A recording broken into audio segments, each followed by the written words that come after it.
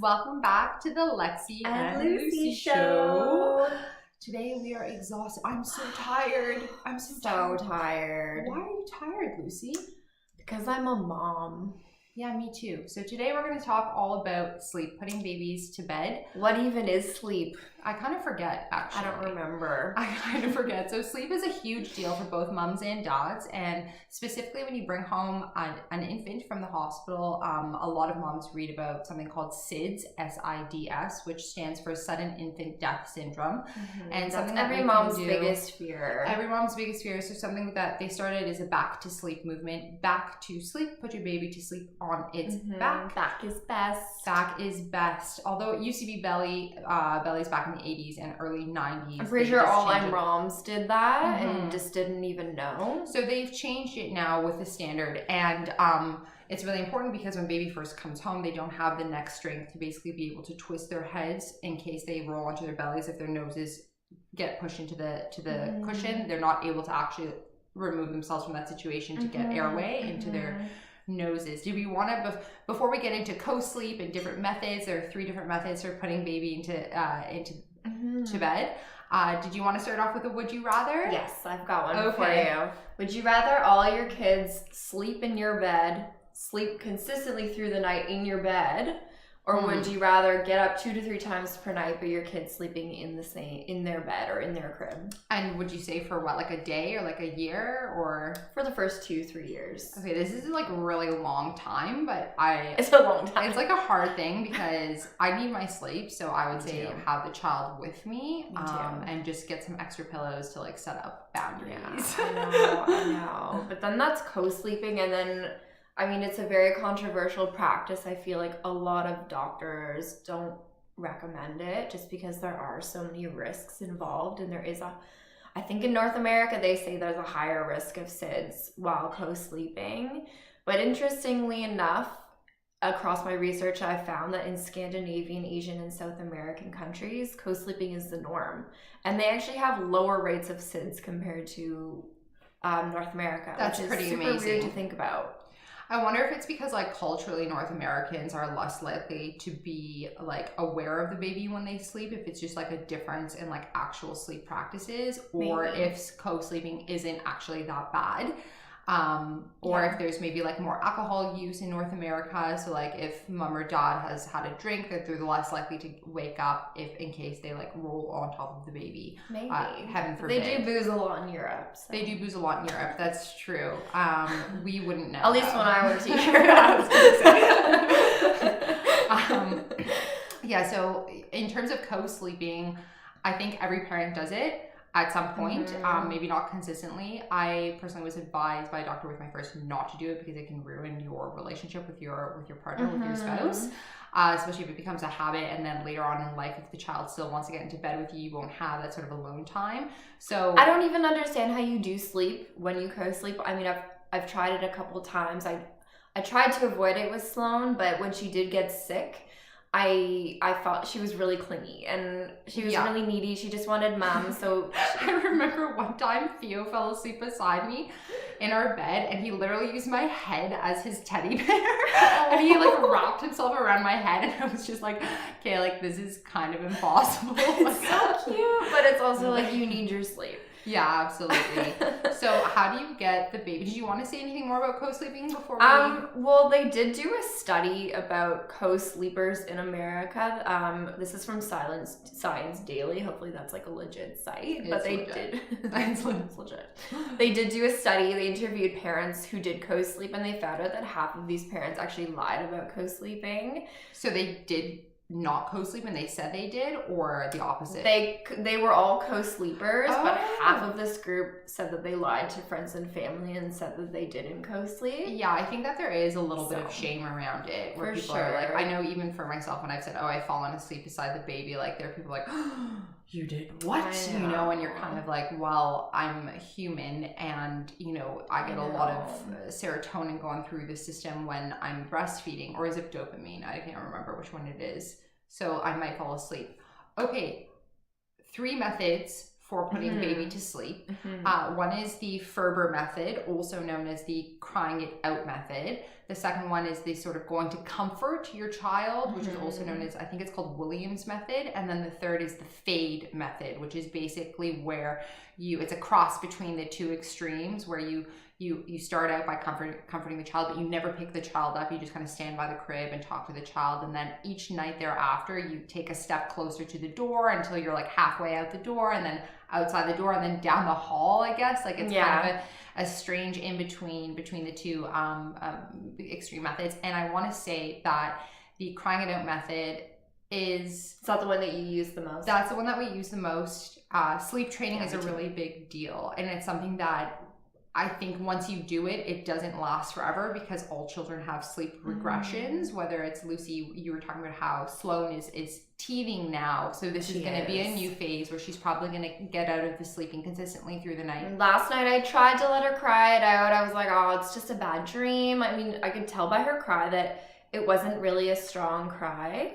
But then I went into her room and I consoled her a little bit. She went back to sleep. But then this morning I noticed that she's got her two, I don't know what you call them. They're on either side of the front two teeth. Sort of canine, between the canines. Yeah. So these went incisors. I don't know. But they're coming through. So I was like, oh, that's why. That makes sense. That all makes sense now. Yeah, so like in terms of putting Sloan to sleep, have you guys used the cried out method? Yes, before I even realized that was a method of sleep training, I was just letting her do it, because to me, like, I was like, I don't want to sleep train my kid. I don't want to do any of this, like, this psychologically tormenting thing. It's Yeah. really traumatic. You put it very bluntly, but accurately. I was like, oh, no, I'm just going to parent my way, whatever.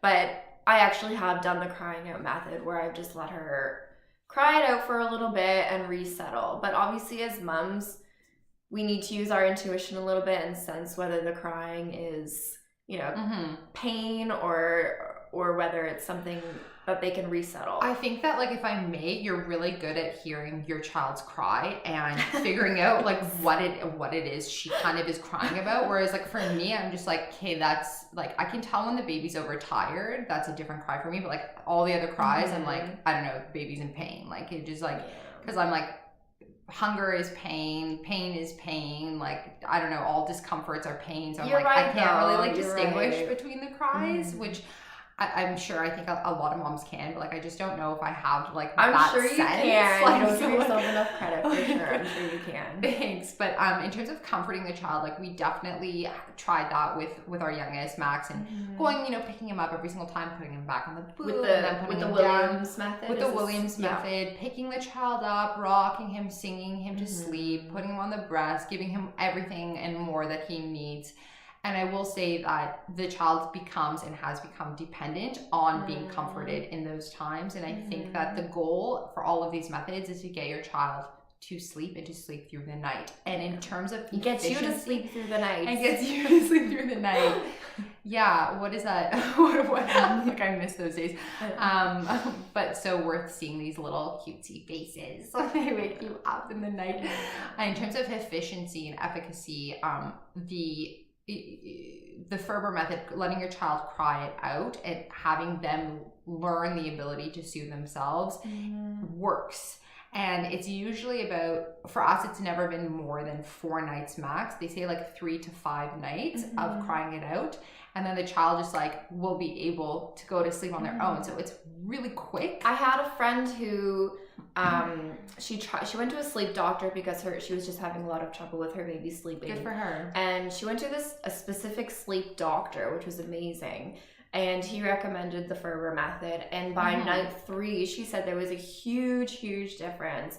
And something that I was worried about, I mentioned this to her, and she was also worried. She said, well, is this going to make my baby like not love me as much? Like, are they going to have attachment issues? Like, yeah, are they going to feel neglected and abandoned, basically? But the doctor said, and this is great, he said that like you're actually being a better mother by doing this, because by giving yourself more sleep, you're able to give the baby more love, more attention, rather than I love that. being deprived. And moody and and, like, all of the most effects of that the come with sleep time- deprivation. Yeah, 100%. And most of the time, I think that like the child needs sleep too, and the child wants to sleep. However, they, spend so long in mommy's belly, and they don't really know how to be on their own, especially when they're too young to have loveys or stuffies in bed with them.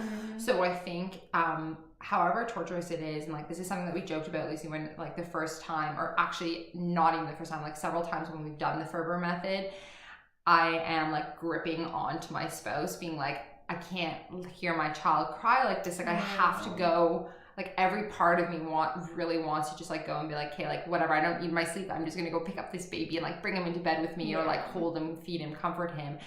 And then my husband's like, it's been 2 minutes of our child crying. Like, it's literally been 2 minutes, just relax. So I know that for moms out there to hear your child cry and feel like it's hard, you're not supposed to go comfort them. It's really like against every intuition that you have. And it's so, so, so difficult. So, but it's like short-term pain for long-term gain. 100%. This is like the ongoing theme of motherhood. Yeah.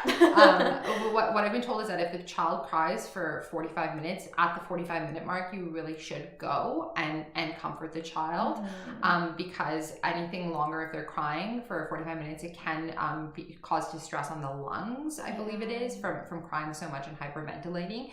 So just for any of you moms out there who want to give this a try, the 45-minute mark, I pray that it doesn't last that long for you. I pray it's like 15 minutes. Usually that's kind of, we've had some nights where it's like 30 minutes where it's like really, really torturous. But again, it's like kind of a one-off. So be strong is all I want to say. And do some research, maybe go see a doctor as well. They might be able to help. And please reach out to us if you have any questions or comments about what we've just talked about. Yeah, there's a really good YouTube doctor who was actually my first son's pediatrician, and her name is Dr. Dina Kulik, Kulik, and she has a whole YouTube channel about like feeding kids, and she's a pediatrician too, and she's like really awesome. She's got, I think, 3 boys. I don't know if she's had any more kids since I last saw her, but she's a sleep training specialist as well. So that's if you're into the YouTube videos resource, you can do that.